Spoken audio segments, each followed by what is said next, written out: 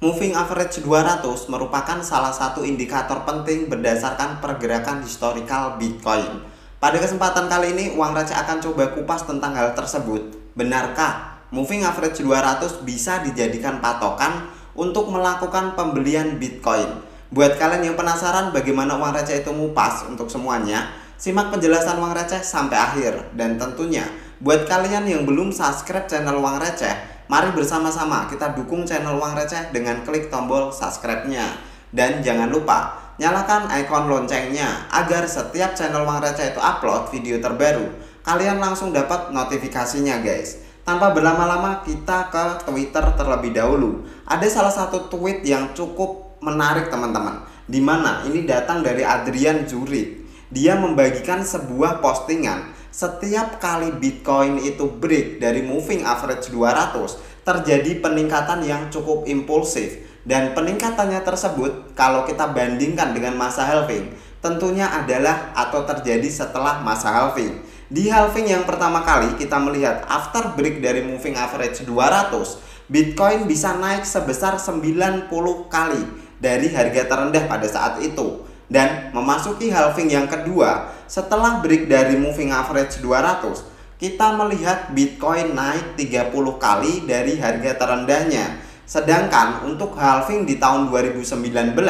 kita melihat pergerakan Bitcoin after break dari moving average 200 itu naik 7 kali lipat dari titik terendahnya. Tapi di sekitaran 2019, kita melihat sedikit drama teman-teman. After break dari moving average 200, kita melihat sekali lagi moving average 200 justru malah di breakdown ke bawah dan seperti menunjukkan pola fake out di sini. Meskipun endingnya Bitcoin berhasil naik lagi dari moving average 200 dan membukukan 7 kali kenaikan pada saat itu.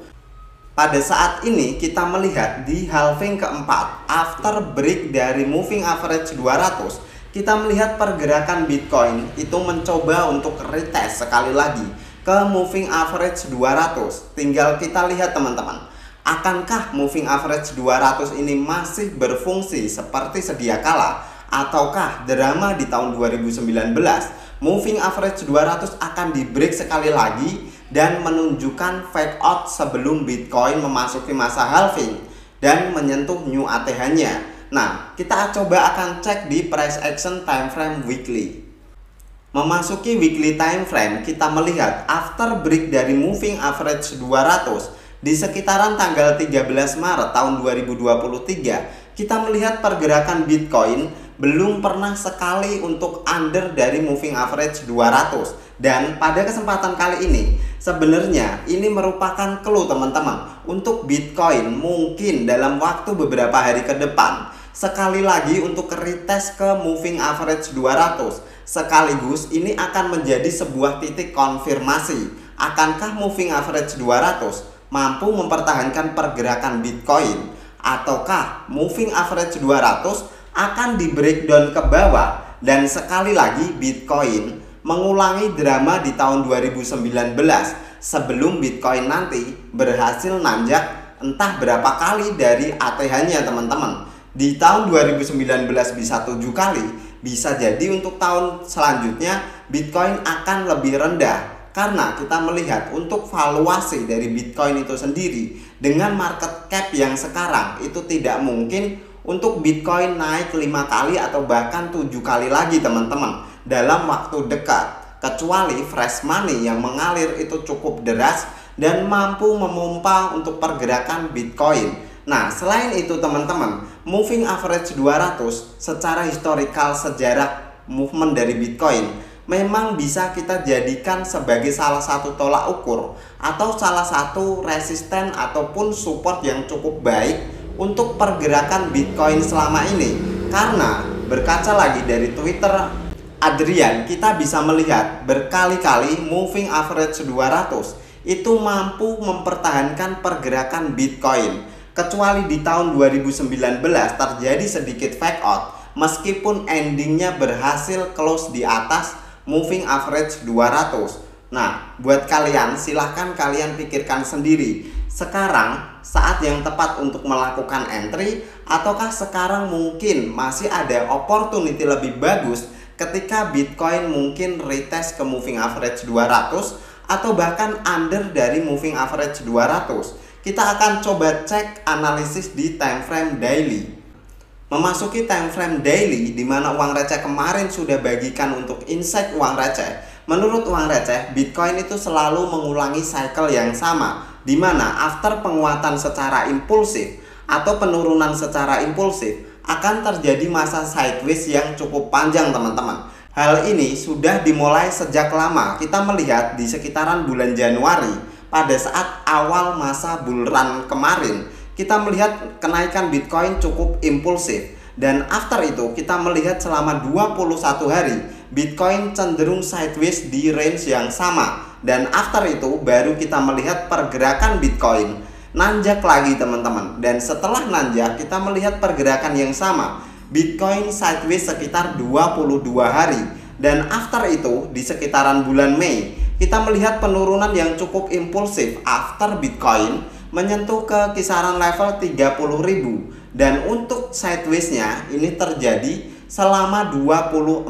hari, dan selanjutnya kita melihat sideways dua kali lagi, teman-teman, yaitu sekitar 22 hari, dan yang terakhir pada bulan ini kita melihat Bitcoin sideways itu kurang lebih sudah memasuki 23 hari. Artinya semakin panjang range sideways. Yang uang receh lihat di sini kurang lebih untuk sideways Bitcoin itu berkisar di 24 atau 22 hari.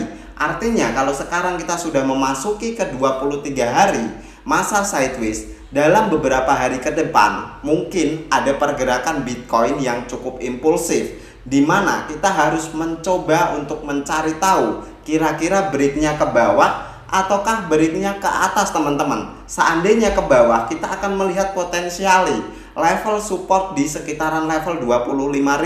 Akankah menjadi konfirmasi untuk Bitcoin kembali mampu mempertahankan area tersebut, dan bahkan after menyentuh ke level 25.000 Bitcoin langsung rebound dengan cukup impulsif? Ataukah, teman-teman, masa sideways kita pada kesempatan kali ini selama 23 hari merupakan masa reakumulasi dari beberapa big fund atau whales yang menginginkan harga Bitcoin cenderung berada di sana terlebih dahulu sebelum melakukan pergerakan yang cukup impulsif. Artinya untuk membawa Bitcoin naik lagi, Bitcoin harus melalui beberapa resisten yang menurut uang receh cukup kuat, di mana untuk resisten pertama berada di sekitaran level 28.500, dan after itu kita melihat ada resisten di sekitaran level 30.000, dan untuk resisten paling major berada di sekitaran level 32.000. Level-level tersebut harus di-break oleh Bitcoin kalau kita mau melihat Bitcoin mulai masuk lagi ke dalam masa bullishnya, teman-teman. Artinya ada beberapa level resisten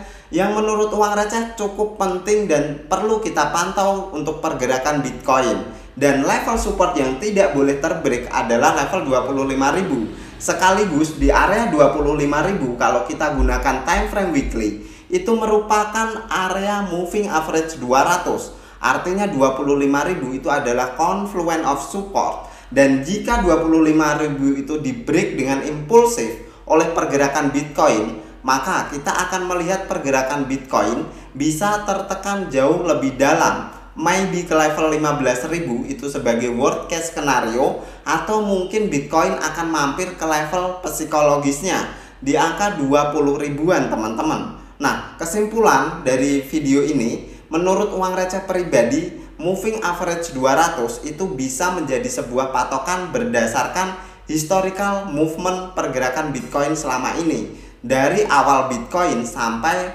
Bitcoin itu memasuki halving yang keempat, teman-teman. Karena masih cukup make sense, dan kita berdasarkan hal tersebut kita bisa melihat memang Bitcoin punya kans untuk selalu close di atas moving average 200 sebelum memasuki masa halving atau sebelum melakukan sesi bull run-nya. Selain itu, beberapa potensial yang menurut uang receh dalam beberapa hari ke depan akan membuat harga Bitcoin cukup fluktuatif adalah rilis data penting di sekitaran tanggal 13 dan 14. Untuk tanggal 13 itu ada rilis data CPI, di mana untuk angka forecastnya berada di 4,3, sedangkan untuk angka previousnya berada di sekitaran 4,7. Dan di tanggal 14 akan ada rilis data PPI. Kedua data tersebut bisa dijadikan bahan acuan The Fed untuk menentukan kebijakan mau menaikkan suku bunga lagi ataukah pause suku bunga, dan kemungkinan besar kalau hasilnya cukup baik teman-teman, akan ada kemungkinan di tahun 2023 yang kemarin adalah ending dari The Fed menaikkan suku bunga. Mungkin di bulan September, November, atau Desember, 3 FOMC meeting tersedia tidak akan ada kenaikan suku bunga lagi. Hal ini bisa kalian cek lewat salah satu situs yang uang receh sering berikan, yaitu CME Fitch Wedge Tool. Dan kemungkinan besar uang receh berani ngomong di sekitaran bulan September tidak akan ada kenaikan suku bunga berdasarkan situs CME. Di sini kita bisa melihat untuk probabilitasnya juga cukup oke teman-teman, di mana 92% investor itu cukup yakin tidak akan ada kenaikan suku bunga. Sedangkan untuk bulan November dan bulan Desember ini probabilitasnya bisa dibilang hampir seimbang, meskipun secara garis besar 53% itu masih optimis tidak ada kenaikan suku bunga. Tapi kita patut waspada terlebih dahulu sebelum menentukan decision apakah The Fed akan menaikkan atau pause untuk suku bunga. Sekian dulu untuk video uang receh pada kesempatan kali ini. Buat kalian yang tertarik dengan video ini bisa dibantu share dan infokan ke teman kalian. Thank you for watching till the end. See you on the next video.